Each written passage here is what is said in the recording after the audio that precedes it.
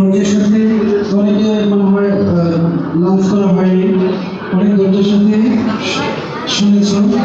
এটা আশা করি তোমাদের জীবনে অনেক মঙ্গল বয়ে নিয়ে আসবে যদি তাকে তোমরা গ্রহণ করতে পারো।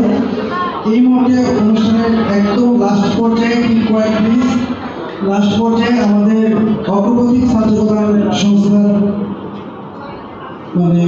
প্রধান উপদেষ্টা বলতে পারো, যার কাছে আমি এটা শেয়ার করার পরে উনি প্রথমে বলছেন যে কিশোর তুমি আগে যাও, আমি আছি। এটা দারুণ একটা পরামর্শ, দারুণ একটা কাজ। তিনি হচ্ছেন সাবেক সচিব শিক্ষা মন্ত্রণালয়ের, আমাদের শিবপুরের বাসা প্রিয় দীরু বাবা। উনি তোমাদের মাঝে উপস্থিত আছে এই মুহূর্তে। উনি ওনার মূল্যবান কিছু বক্তব্য সংক্ষেপে বলবেন, তোমরা ধৈর্য হারাবে না, মূল্যবান কিছু বক্তব্য বলবেন।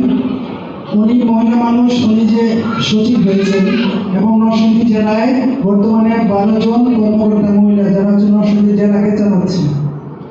তোমরা কিন্তু যদি মোটিভেটেড হতে পারো তাহলে বিশেষ ক্যাডার থেকে শুরু করে বিশ্ব লিডার, ইন্টারন্যাশনাল লিডার হয়ে যেতে পারো। আমি এই মুহূর্তে মঞ্চে আহ্বান করছি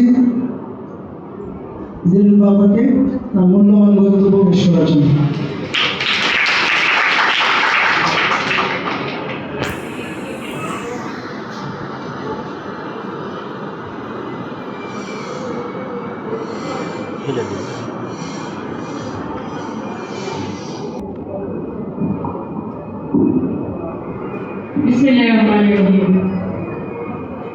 নরসিংদী জেলার ঐতিহ্যবাহী বিদ্যাপীঠ কাজী মোল্লা সিটি স্কুলের কলেজে আজকে অনুষ্ঠিত জিরো অলিম্পিয়াড সম্পর্কিত আলোচনায়